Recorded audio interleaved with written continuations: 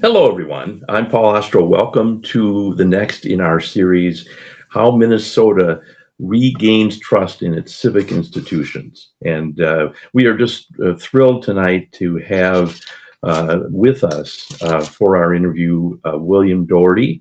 Bill is a professor emeritus of family social science at the University of Minnesota, the head of the Doherty Relationship Institute, and most important for our conversation tonight, the co-founder of Braver Angels. Bill, welcome to the program. Great to be with you all. Thank you, Bill. And we've got a great panel tonight as well, especially on this topic.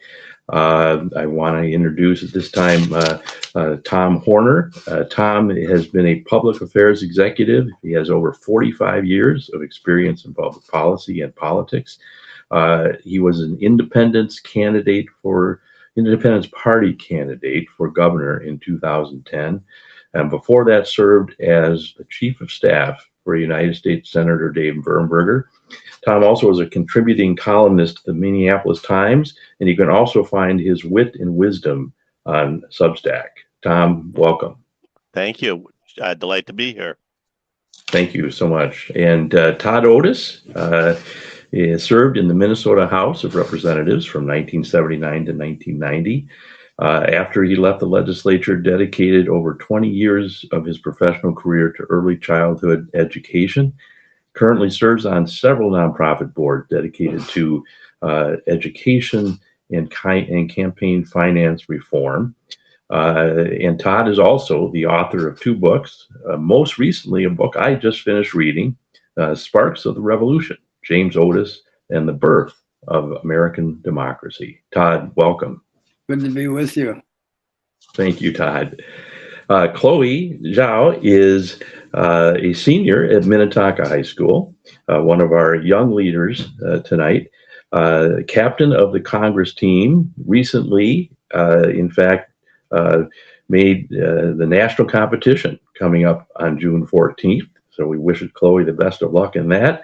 And recently made her college choice at the University of Alabama, where she will start next year. Chloe, always great to see you. Welcome to the program, Chloe. And then the last of our panelists and young leaders is Ipshita Tiwari. Ipshita is a junior at Minnetonka High School, very active on the speech program at Minnetonka, and she is one of our youth board members for the Civic Caucus. So thank you all so much for being with us. We look forward to a great discussion. Bill, before I throw it open to our esteemed panel, I found it interesting that you were quoted on the website for Braver Angels, talking about our country. You said, we are a family with more than 300 million people. And for the purposes of tonight's discussion, the state of Minnesota is perhaps a family of 5 million people. So what has your work with family dynamics told you about the so often broken dynamics in our political system? Well, yeah, that's a great way to start. And again, I'm happy to be with you all. Looking forward to our conversation. So it's an analogy, right? So I don't want to overpush it. But families are interdependent groups, and so we're interdependent. We need each other in this state. We're not singletons living alone. We are interdependent with each other. We have a history, sometimes a contested history, and a lot of my work, my clinical work, has been with couples on the brink of divorce, and that's some of how I got involved with Braver Angels. And one of the things that happens with our divide, our polarized divide between reds and blues, is like a couple where people on both sides say the problem resides in the other side. Okay, yes, we're polarized, and 90% of it is the other side. And what we know from the couples therapy is that the therapy really doesn't begin to take off until both parties say, we have a problem and each of us is contributing to it. And so that's the analogy, that we're in this together. There are no unilaterally created problems. We have, we've created this state together, and we're going to have to figure out a way. Half of us can't move to Canada, so we're going to have to figure out a way to get along and figure out how to run the state together and raise our kids here. Just that's the family thing too, right? Is you how to get along and raise the kids together. So that's the analogy. You don't want to overpush it because families are not about power politics and all that, but that's the analogy. Yeah, no, I think that's a very helpful way to get us started. And what we want to focus on tonight really is this question. We've spoken to leaders in policing. We'll be speaking to a leader in higher ed. We've spoken to folks in media. We've talked about Congress and the legislature, all of these different institutions that seem to be struggling to regain faith. And we felt that without this conversation, it would be an incomplete series of discussions, because the notion being if we can't get along, can't talk to each other, how can our institutions work? So that's where I think we're going to focus the questions. And for that first question, could I actually add something right there to what you said? Because my view, and this will come out as we talk, is that our institutions have been invaded by the polarization. This is a big reason for the acute lack of trust now, that we look at courts and judges and say, who appointed that? Did a Republican or Democrat appoint them? We look at our healthcare institutions and how they've been compromised, particularly after COVID, because they're seen as ideological. Library, I mean, just about every institution has been infected, if you will, by this red-blue divide, by this polarization. And so I just wanted to say that up front, that it isn't just how do we get along as people, it's I'm so glad to be in this conversation because it's not only interpersonal problems. So families are divided by politics right now, and people are cutting off their loved ones over that. So yes, but in addition, we are dealing with a crisis of our institutions, some of which have been really disabled because of the lack of trust related to political polarization. So I just want to make the connection right up front between the interpersonal realm and the institutional realm. Great. Thank you so much, Bill. Todd, you want to jump in with our first question? I'm really interested in Bill's thought about community and trust. And in my experience or observation, the farther away from community where you can have face-to-face encounters, the more distrust. Yeah. And I just wondered if you had any thoughts about whether what we're going through now kind of demands that we put more emphasis on community decision-making. Yeah, I completely agree with what you're saying, Todd. There's been, as you know, a long linear decline in social participation and civic engagement, in people belonging to the Rotary and the League of Women Voters and other kinds of civic associations. And so this goes back to, this was famously documented by Robert Putnam in his book Bowling Alone, came out 26 years ago. And so our face-to-face connections have declined, and along with social trust. So again, a long, well-documented in political science decline in how much people believe that others in their world, other people, can be relied upon to do the right thing. If you go back 50 years, 2/3 of Americans said that most other people are trustworthy, and now it's about 1/3. And each generation, as I see different generations represented here, each generation has come of age less trusting since the Second World War. So, Chloe and Ipshita, your generation is coming of age less trusting than the one before and the one before and the one before. So this is so thoroughly connected with the problem of our institutions and with political polarization, because when we are cut off from one another, we form our identity groups narrowly. And nowadays, a lot of those are related to politics. So your question just is right to the point and then the challenge is, how do we regain that? How do we, that's a hard one. But the diagnosis is important. That is thoroughly, our challenges with institutions and polarization are thoroughly connected to the way in which we are pulled apart from one another and don't trust one another.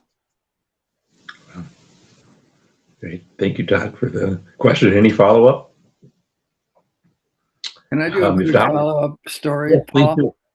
Please do. I was having lunch with some early childhood advocates, and one of them talked about two 4-year-old girls talking to each other about whether Donald Trump was mean or not. And so one said, my mom says Donald Trump is mean. And the other one said, my mom thinks that he isn't mean. And they talked about it for a while, and then they said, let's go out and play. Just, I couldn't help but think of Braver Angels when the 4-year-olds decided to quit talking about it and go out and play. we could learn from them, huh? Wow, from the mouth of babes comes real wisdom. That's fantastic. Tom. Yeah, thank you, Paul. And Bill, thank you for being here. So without belaboring the point, Bill, your analogy of the family and your point that real progress doesn't start until they both come to the realization that we have a problem reminded me of a program a few years back where two of Minnesota's best statesmen, Dave Dernberger and Walter Mondale, shared a dais at the University of St. Thomas. Both of them, unfortunately, since have left us, but they were talking about their experiences in politics and what has changed over the years, and why has politics become so divisive, and in particular, why has Congress become so ineffective? And they both had the same diagnosis, which is that when they were in the Senate, they could see an issue, and Democrats and Republicans would both agree on defining what the problem was. They would come at it from different perspectives, but they could agree on the problem and what it was and how it was defined. Today, they said, we don't even agree on what the problem is. So you take an issue like health care, and Republicans tend to say, well, the problem is cost driven by too much government, and Democrats tend to say the problem is access driven by greedy insurance companies. And they dig their heels in on values rather than on where the solution is. How do we bridge that gap? How do we get people through good conversations, through more productive discussions, to agree on the problem so that we then can get to solutions? Wow. Yeah. Asking me how to solve it. Gee, that's not fair, Tom. Okay. But thank you for that. I'm going to actually connect it to what Todd just said, because the 4-year-olds went out to play, because some of it is that members of Congress and also in our legislature don't interact with each other very much as people. And so I think they exaggerate. This is what we found at Braver Angels, that people exaggerate the values differences. Okay. So most people around healthcare want it to be affordable and they want access, but each side chooses one. Okay. If you get them into a better kind of conversation, which may be over dinner, not performing before the cameras in Congress, you can actually get people to say, well, that's important as well. Okay. I mean, mine may be more important because if you don't have access, then blah, blah, blah, but they can concede that the other side's value has some merit. And so some of that is about how do you connect people with each other. The one time I had a chance to testify in Congress before a committee, it was the Committee on the Modernization of Congress. It was half Republican, half Democrat. And they did something very radical that day. they actually sat in a circle. And they said red, blue, red, blue, red, blue. And it was amazing. I mean, I did my testimony. I'm sure it was fine. But what I was so struck by is the dialogue they had between each other. So a Republican, for example, talked about his experience as a mayor doing pragmatic things to solve problems.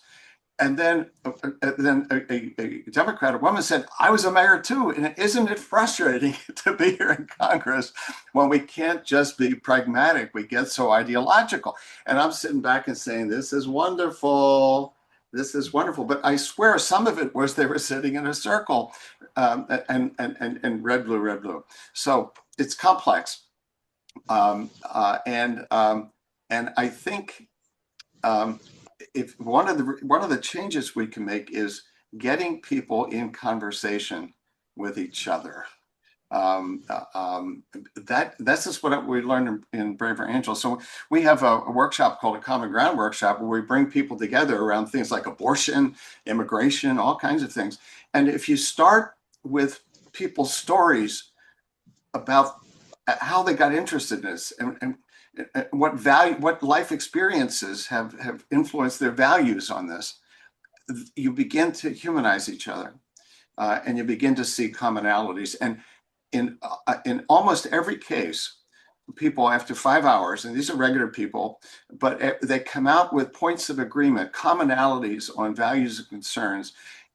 Then we talk about policy solutions. But what I've learned is if we start with your talking points about the policy, then we never get to the values underneath it. When we get to those, which are connected to stories, then we start to feel we have something in common.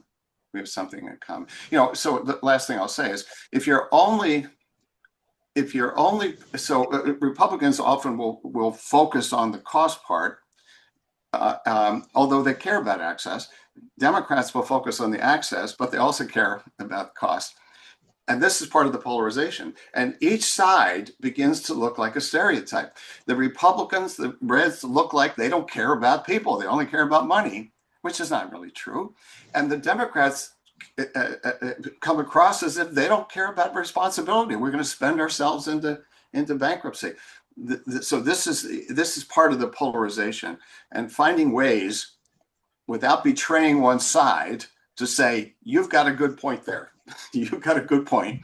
And we have to figure out a way to afford healthcare and have access. Could we try to put both of them together? So two quick follow-ups. One is a quick tip of the hat to Todd. Going back to your congressional circle, Todd has been promoting the idea that the legislature ought to be seated with Republican and Democrats sitting next to each other instead of one party on one side of the aisle and the other party on the other side. And I think your anecdote certainly reinforces the validity of that approach. The second thought that I want to share, though, is Bill, when you're having those conversations from the ground up, mm-hmm.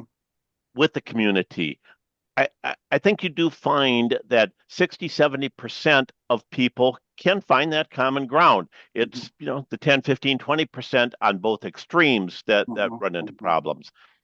Unfortunately, it's at the extremes that more and more we tend to be drawing our candidates and our party leaders, and winning becomes everything. And as we've seen in the primaries, winning plus loyalty becomes everything. And that sets aside the importance of how do we achieve solutions? How do we reach that common ground? I win by making you a bad person. I win by demonizing you. There's no common ground in that. No. Can the grassroots change the parties, the political process? I think so. I think that's the only way. It's not the only way, but it's one of the major ways to change it. It's too easy to blame elected officials for what they're doing. They also reflect us. So in Congress, there is the Problem Solvers Caucus, which we've done work with in Brave Angels, and we've done workshops with them. And I remember a workshop in which I did, and these are 30 Republicans, 30 Democrats, they actually do this radical thing. They have lunch once a week. I mean, they break bread together. What the heck, you know? And they look for, for bipartisan solutions. And one of them in this particular workshop, a Republican said, member of the House of Representatives, that if somebody took a photo of him shaking hands with a Democrat and it got on social media at home, he could be primaried, for cavorting with the enemy. And then a Democrat said that he was on a Zoom call with his constituents in the West Coast. And a woman said, Congressman, I like you. I agree with your values. I agree with your policies. I wish you're more angry. So we the people have to take some responsibility when we want our elected officials to be gladiators. And so we have to have the kind of public conversations about renorming ourselves so that we just don't want fighters right now. And you can see, and both sides do it, and it plays off each other. This is just like in families where the polarization kicks off. And so you have you have the loyalty to President Trump, right? And then you have who's going to run to just be furious at Donald Trump, okay? Well, okay, I understand both of that, but it just perpetuates the polarization. Yep. So thank you, Bill. So I'm going to turn it over to our future leaders here and start with you, Ipshita, and then Chloe. It strikes me, Ipshita and Chloe, that you've never known anything other than the kind of politics we are talking about. Us old timers remember when we had situations where Democrats and Republicans would talk to each other and all of that, and seemingly all you've seen is this vitriol and hatred of one against the other. Ipshita, do you want to jump in with a question for Bill? Yes, of course. Thank you so much, Paul, and thank you so much, Bill, for taking the time and talking to us today. And Paul is completely right. At least in my personal experience, this has been the norm.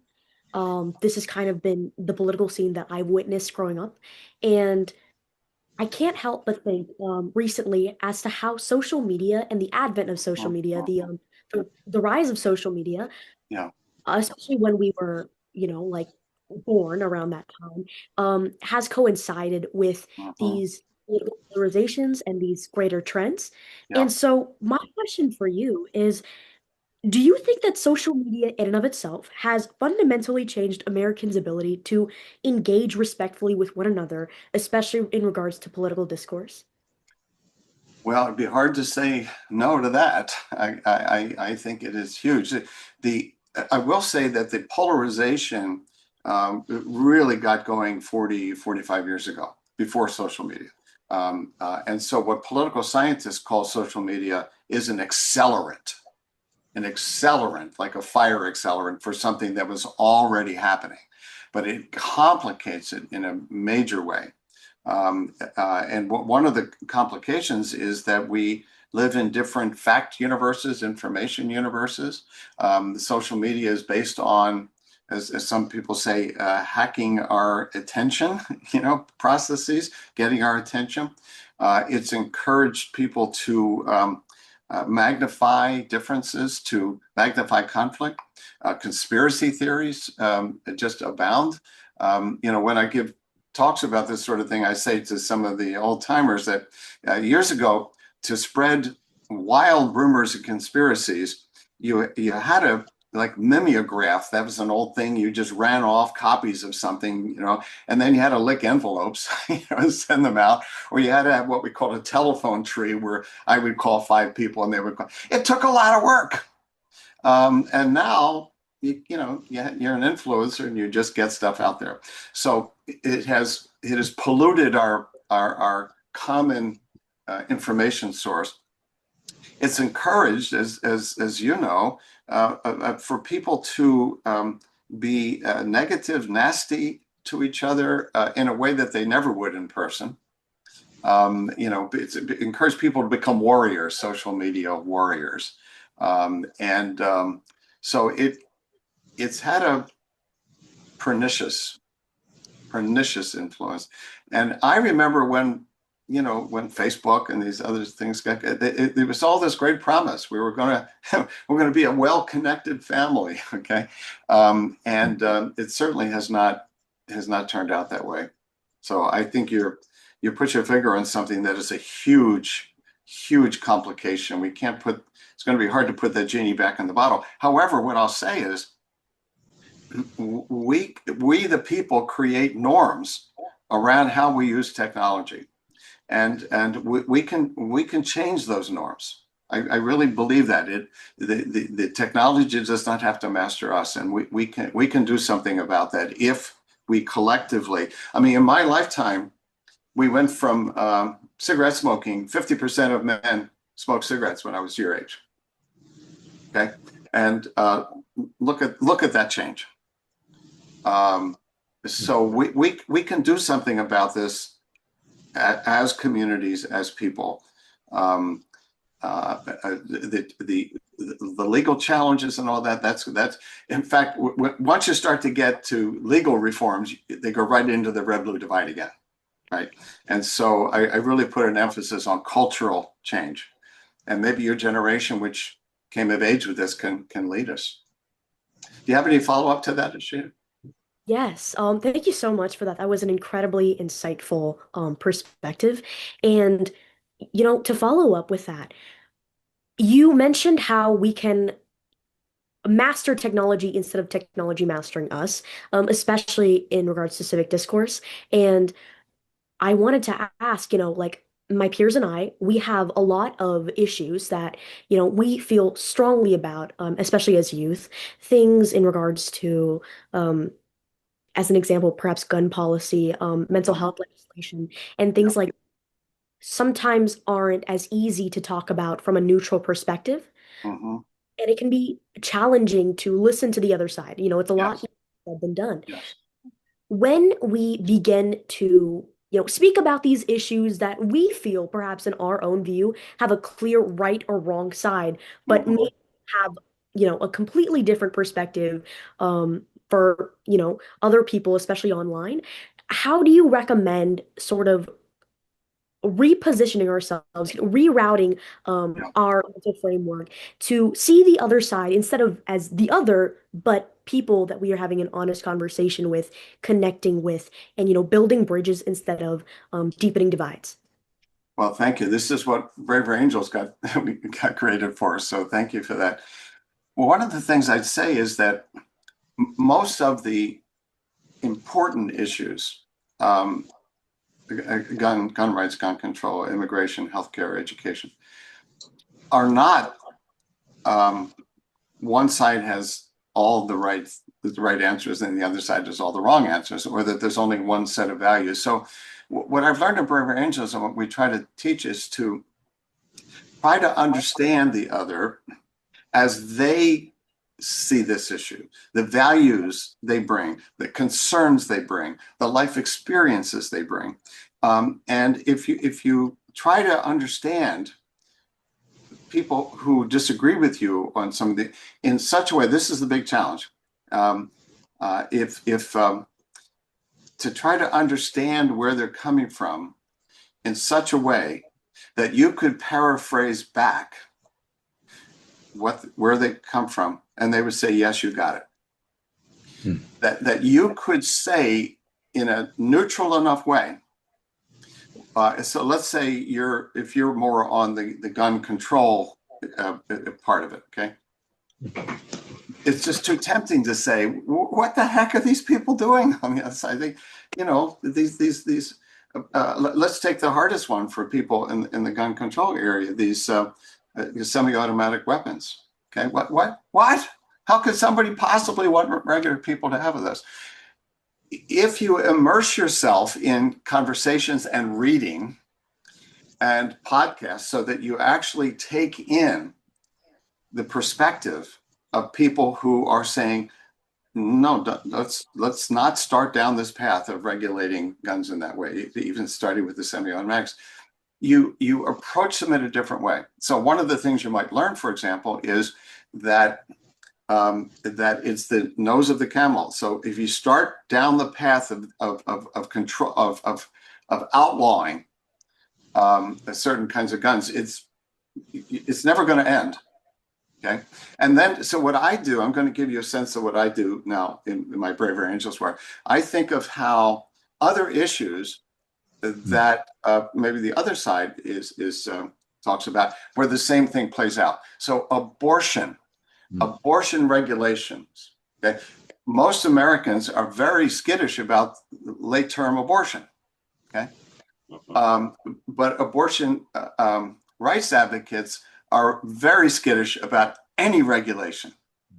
Not because they're thrilled about late-term abortion, but it's like it's a slippery slope. They're going to start there, and then it's going to end up with the whole banning. So if you can understand that people who disagree with you come from fears and worries and concerns about how a policy that may look reasonable is actually an infiltration that down the line will lead to really, really bad outcomes, then you can approach them differently, and not in this more polarized way. So that was a long answer to a really important question. And to summarize it, is trying to do a deep dive into why people disagree with me, and how a reasonable person who loves their country and who loves their state, goes back to what you said about values, Tom. A person who loves the state, who wants our people to be safe and prosper, can differ with me so much on something. What does it take for me to understand them? Because then when we have our conversation, they're not sensing in me a moral judgment of them or a one-up like, you're so ignorant and let me enlighten you. They don't sense that from me then. And that's where we start to have some common ground. So give me any feedback you want on that, Ipshita. Oh, that was a wonderful answer. It especially stuck with me when you mentioned being able to understand their side so well that you can paraphrase their stance in your own words in a way that they understand and, are able to connect with you on that. And it's incredibly valuable, especially as, we grow up and we enter civic discourse Mhm. regarding these issues. We start joining, um, the House of Representatives and passing legislation, being able to communicate with our peers and the people around us in our country about the most pressing issues here in a way in which, again, we're building bridges and not deepening those divides. Yeah, Thank you so much for yeah, that. beautiful. Thank you. Thank you. So one of the really cool moments during our series here, Bill, I think exemplifies what you're talking about. We had Dane Smith of Growth and Justice, of course, from the left, and Mitch Pearlstein of the Center for the American Experiment, former head of that, from the right. And we asked them, we asked Mitch to, in a paragraph or so, give the best case for liberal thinking. And we Mhm. asked Dane to do the best possible job to make the case for conservative thinking. And I think they both did as well or better than most That's in doing that. But I love the way you're thinking that is affirming the value in the other position, at least the fundamental underpinnings of it, even if you disagree ultimately where it goes. So I think that's really powerful. Chloe, you're next. Awesome. Well, hi, Bill, and thanks for being here. Um, my question is kind of how did it get this bad? So I know you said that social media was an accelerant for polarization, mhm. but what do you think is the main driver of polarization? Well, many factors. So when you say main, it's hard to say what the main one is, but many factors. So if you'd have to go back to where the acceleration of polarization began, say in the 1970s, if you go back to the 1950s, actually, the leaders of the American Political Science Association were saying there should be more polarization, at least issues. They were concerned that the Democrats and Republicans were too similar. I mean, Dwight Eisenhower could have run as a Democrat or Republican. I don't know if he flipped a coin, and either party would have had him as the nominee, and he would have had a landslide election. There was, the post-war consensus and a time of a lot of social cohesion. Now we also had a lot of problems. We had Jim Crow, lots of other issues, but so I think. And by the way, this has been happening, this polarization around the democracies of the world. So it's important to keep in mind that we not just look for factors in the US. Brexit happened in Great Britain. There's a political party and there may be a referendum in the western provinces of Canada to break off from Canada over political polarization. So I was just talking to someone from New Zealand, and so it's important to look for bigger factors than only kind of very local things.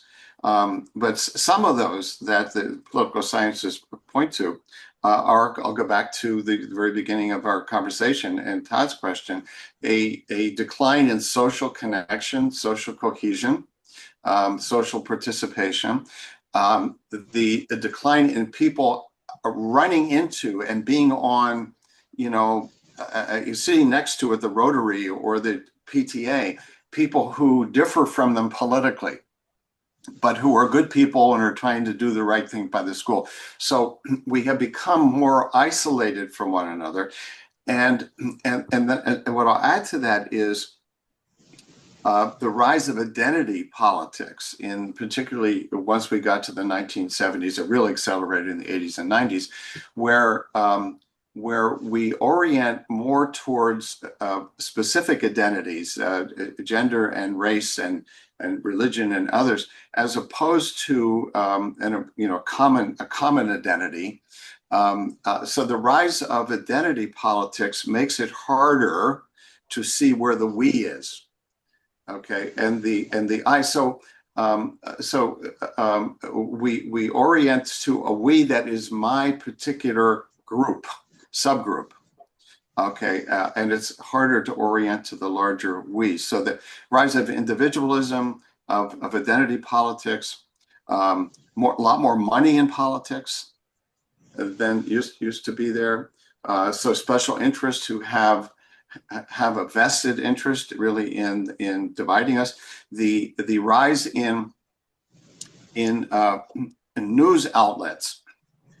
So there used to be when the rest of us were your age, there were 3 TV networks and a public network, and so we had common news sources. Okay, newspapers, outlets, TV, radio outlets.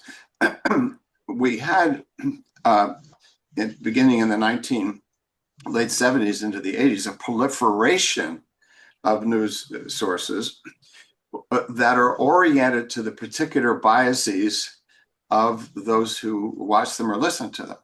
And so we don't share the same information. We don't share the same facts.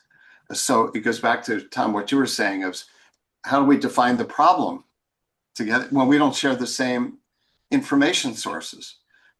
Do immigrants, undocumented immigrants, disproportionately commit more crimes than others? That's an empirical fact. It's studied, but you can't get people to agree that the studies are any good.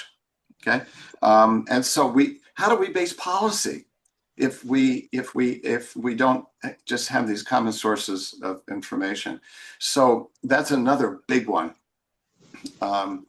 Gerrymandering has taken off, in Congress so much and in many states, so that our political leaders, our elected representatives, their threat to being voted out of office is from the more radical people on their own side rather than the other side. That there's no incentive to reach out to people on the other side because I don't need them. I just need my party. And so the loyalty within the party becomes all important. So I just mentioned 7 or 8, very complex. If there was 1 or 2, we could do something about it. We have a perfect storm. And then the last thing I'll say is that it goes back to the family thing we started with. Political identity has come to replace certain other kinds of identities, like religious identity. Okay. In 1960, only 5% of Americans in the polls said they would be uncomfortable with their son or daughter marrying somebody of the other political party. 5% said that they would be uncomfortable with an inter-party marriage in their family. Now that's up to 40 to 45%. And things like interracial, interreligious, they've gone the other direction. So it's not that we become less tolerant in general. You could argue we become more tolerant as a country, but political. So when it comes to who marries into the family, that's about identity. That's about identity. And so our political identity. And so what I'm told on the dating, the dating life, people don't want to date somebody from the other political party. So it's this, which makes then, if you and I, Chloe, differ politically, it's like a huge identity thing. It's not like we, so when this identity is so important, it makes us occupy different universes. Yeah. So give me any response. That was a long answer, Chloe, but give me any response you'd like to make. Yeah. I don't think I have any follow-ups, but yeah, I didn't realize how many different factors there were that played into it. It kind of all compounds. And it all compounds, interacts with each other. Yeah, it's a very complex thing. It's a perfect storm is I think, an interesting it's the perfect storm. Yeah. So Bill, I want to turn it back over to the panel, but the other part of this is this rural-urban divide. Yeah. I was lucky enough to be Martin Sabo's first congressional intern way back. Well, Martin grew up in rural North Dakota. Mm-hmm, mm-hmm. He was a rural kid, yep. And now you look at any map, not just Minnesota, but the whole country, and it's this. Yep. How did that develop? Because that seems so related to this other divide you're talking about. Well, and I'm glad you asked that, because I've been reading that history. Some political scientists are studying this. It did not really take off. The urban-rural political divide did not take off until the 1990s. Mm. So think about our state of Minnesota. Iron Range, if you go back to the 80s and the 70s, you saw red and blue different parts of the state. But it was in the mid 90s that this chasm opened up, which is, I'm glad you mentioned it, because that's another part, Chloe, of the divide, of the polarization, that we live in different spaces. We feel different, we see different problems. And this was, now the reasons why are always tricky, okay? But some of what the political scientists believe is that the efforts at, the globalization that really began to take off, which I always point out, both parties were for. Both parties were for globalization. Go back to Clinton and others. We need more efficient systems. Let China, do what China does, and then, and then our workers they'll find jobs. All the ships will rise. All of that kind of thing. It didn't work out so well. And what I'm saying, I don't believe is partisan. I think that this is, most people look at this. There was a hollowing out of the rural economy. Okay, just as there was a hollowing out of a lot of working class manufacturing jobs, a hollowing out, and the younger people leaving, and then as population shifted towards metro areas, a feeling of being left behind, of being economically not making it so much. You're not making it like the metro areas. The knowledge economy took off, not the farming economy, and there was manufacturing in the, in rural Minnesota as well. And so people feeling left behind economically and disrespected. Disrespected. This is another driver of polarization, when groups feel disrespected by what they increasingly rural people saw as the metro elites, where the big universities are and the famous companies, and then of course the coastal elites, right? And so then you had, this is part of what President Trump saw and called attention to, is they don't respect you, and you're being left behind, and I'll be your champion. So we look at the map, and it's huge. It's huge. So part of what we're trying to do in Braver Angels, we're doing some efforts in Minnesota to try to create more bridges. We did a bus tour through rural Minnesota a couple of summers ago. And what was so striking, we brought our workshops, we convened community leaders to talk about polarization, because it's affecting those areas as well. And what so struck me, I was worried that, because most of us were metro folks, rented a bus, we went around to Bemidji and Brainerd and Fergus Falls and lots of places. I worry that they would see us as like carpetbaggers, coming in no, they were so pleased we went there. I remember one place, Fergus Falls, are you going back? No, we're going on to Brainerd. Really, because people feel their voices don't count, and their lifestyle and their values don't count. And that really took off in the 1990s. The advantage of knowing when it took off is it's not inevitable. It wasn't around forever. Okay, it's a product of some particular conditions, some of which we collectively are responsible for, that maybe we can do something about. Great. Well, I want to throw it back to our panel. Any of you can jump in, Tom or Todd, if you want to jump back in, or anybody. Can I ask Bill a question about the faith community?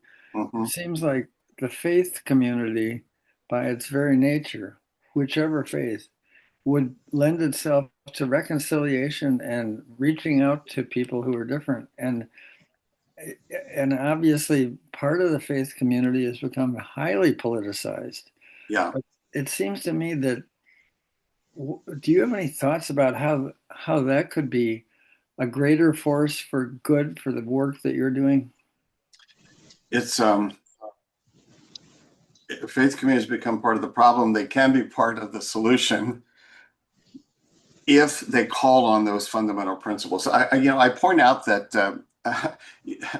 think about those 100-year wars in Europe, okay, back in the 17th century and so on. Those were religious wars. And so there's nothing inevitable about religions taking that higher ground around loving one's enemies. And what's happening is that people are choosing their house of worship now based on their politics. So this is a trend in the last decade or so that's been noted. And so our religious denominations are becoming part of the polarization. And having said that, I want to go back to what I said before. None of this is inevitable. We can do something about this. So in Braver Angels, we have a Braver Angels faith caucus, where people who are people of faith, they get together and they work on these kinds of things. Something that we're looking to do, launch pretty soon in Minnesota, is some work with a particular denomination where the clergy are befuddled. They didn't, in seminary, nobody taught them how to deal with people telling them they want them to be more political, that they want them to be more red or blue. They want to tell us who to vote for. So the leaders have to have new skills, new competencies for this era we're in, so that they can take the lead. It's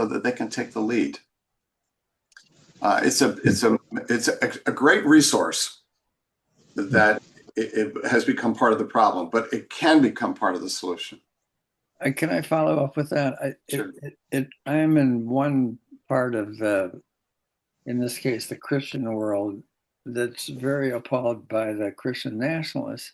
Yeah. Is there any communication between those two worlds that could overcome this kind of polarization? In other words, I found it so ironic that Christians are fighting each other over politics, which is far less important than their faith. I mean, is there any communication between those camps? Not that I know of, and it's some people in Braver Angels have tried. It's very difficult. You are seen as a traitor by your group if you reach out. And I have to say, it's more of a challenge on the Christian nationalist side. It's very tight knit. And so we actually have made some efforts, because if you take evangelical Christianity, there's a range within evangelical, but Bible-based and so on, there's a lot in common.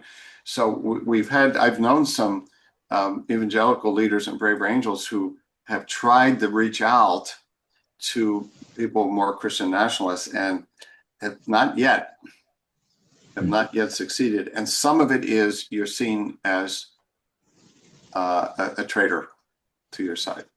Wow. Thank you, Todd. Really good questions. Who else wants to jump in?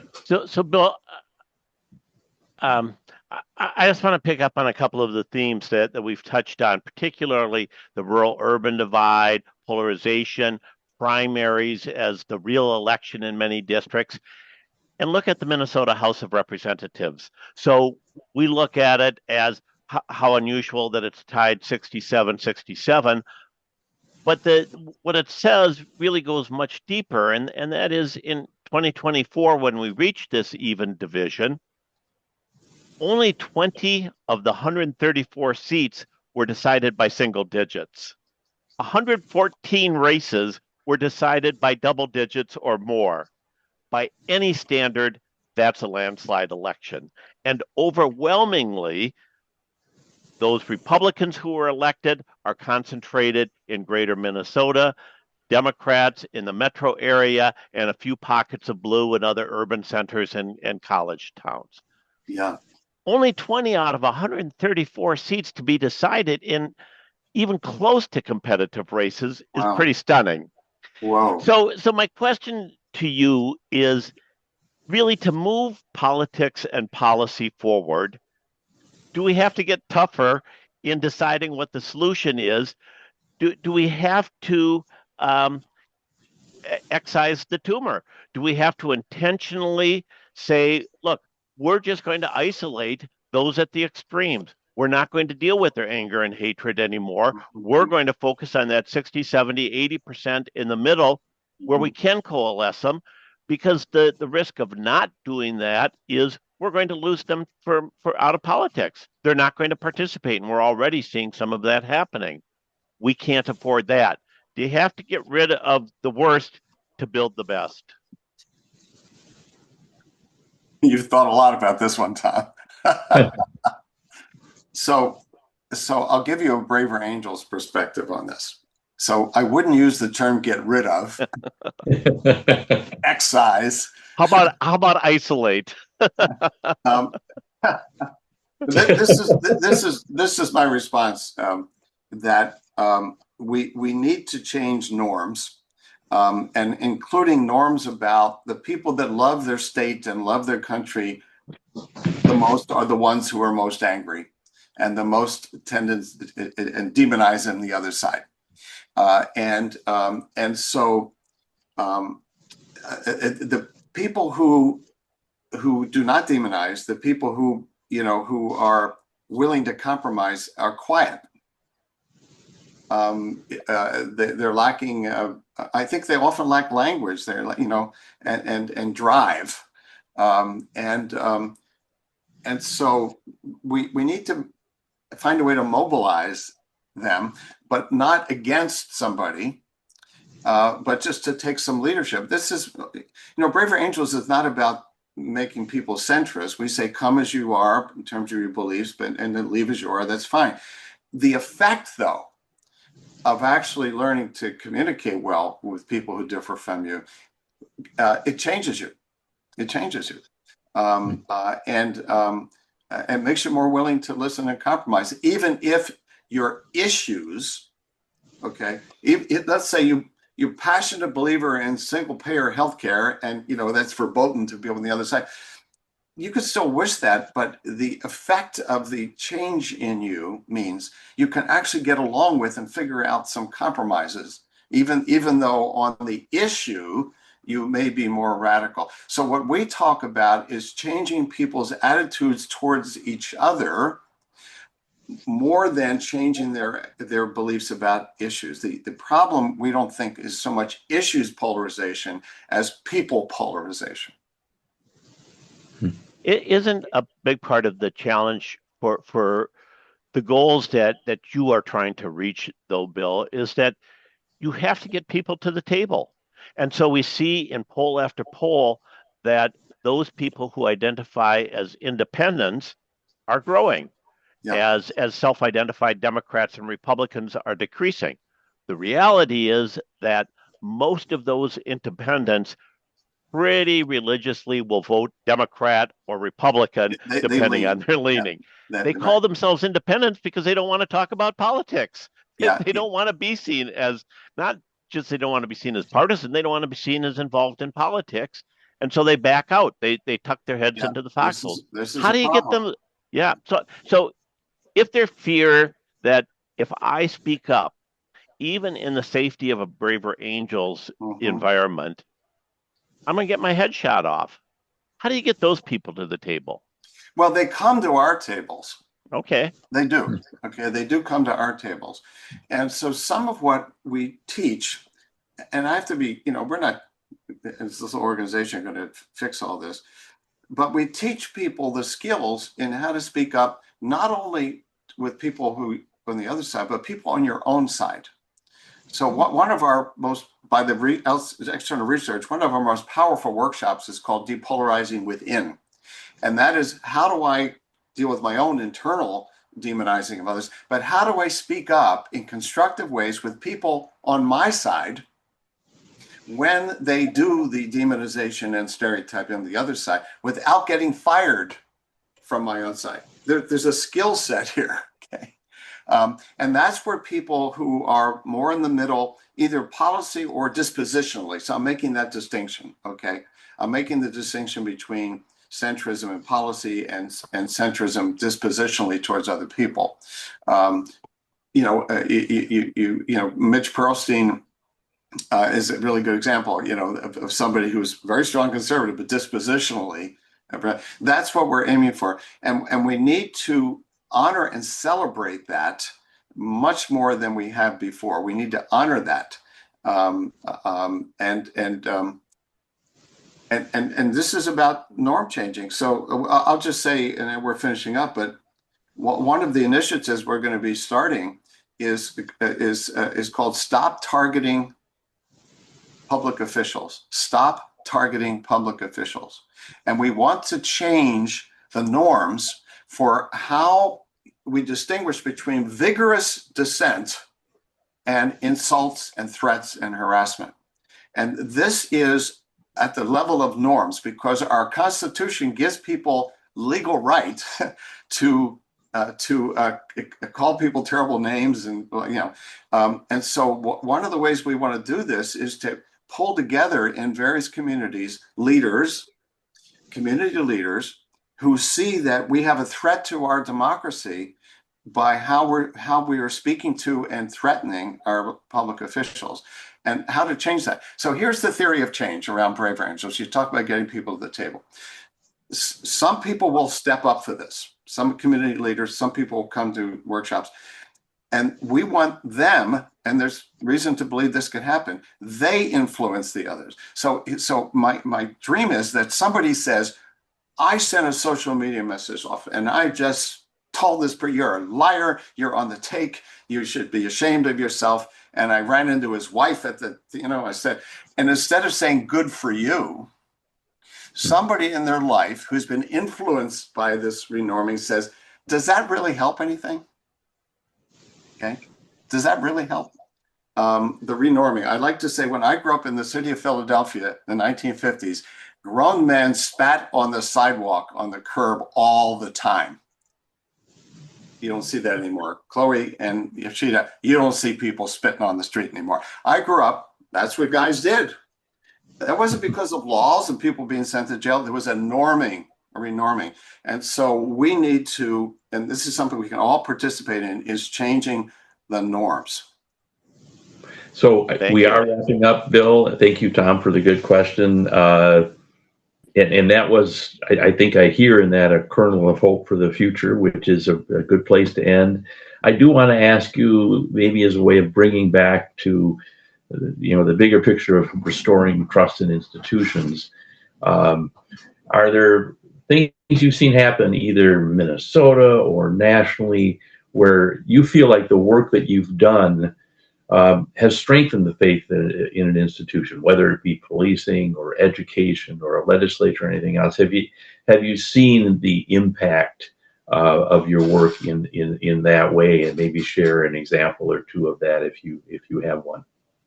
Well, I wish I could point to examples of changing of people's attitudes towards institutions. That's a big one. That's a big one. But I will end with this story of hope. Immigration. We were approached a couple of years ago by a founder of the largest conservative immigration advocacy organization in the country, who said for 30 years they've succeeded in blocking change. And he was tired of that. And he wanted to see if it's possible to have some common ground changes. Could we find him and his organization a liberal advocacy organization where they could start to reach out? And we did. And they met in a hotel room in Washington, D.C., so nobody would see them because they'd be traitors. We led them through a kind of process that we use. Tell your story, talk about your values. And now that has grown to, I believe, 16 organizations who are meeting every 3 months. And their goal, and it may take a few more years, to come up with some common ground. They all agree on these immigration policy reforms that they want then to bring to Congress, saying, I'm sitting here next to somebody who we have fought for all these years, but we now agree on this. And I believe that's going to happen. I believe that's going to happen. Fantastic. That's great. So Bill, as we're wrapping up, tell folks how they can get involved. Braver Angels, Google Braver Angels, become a member, get on the mailing list. It's only $12 a year to join, and get involved in taking workshops. We have local chapters. Minnesota is a hotbed in the country for Braver Angels. We have far more members per capita than any other state. Everybody in the state who works on this is a volunteer, including me. We have no paid staff. And it's a vibrant group to join, and to test out your civic muscle of how to connect with others, of learning to breathe when you hear somebody say something, right? And learning what you have in common and building connections. I'll end with this, that part of the decision early on, Brave Angels has been around for 9 years, we decided that the leadership, national, state, local, would all be half red, half blue, plus independents, of course, but equal proportions of reds and blues. And that's been the secret sauce. Because well, Bill, we don't take any decisions together without thorough vetting by people who differ politically, but who all have the same goal of a country that is more unified. Well, Bill, thank you for the incredible work you're doing. It's just so very important. Thank you, Tom and Todd and Ipshita and Chloe for really a great discussion, all of you, and I creating some new norms and looking ahead to the future. Chloe and Ipshita, hopefully we can build a world that solves these conflicts. It starts solving our problems so we can build a better world for you and your generation. So thank you all. A joy to be with you all. Thank you for the great questions and the conversation. Thank you. It's an honor. All the best. Thank you, everybody. Okay. Bye-bye.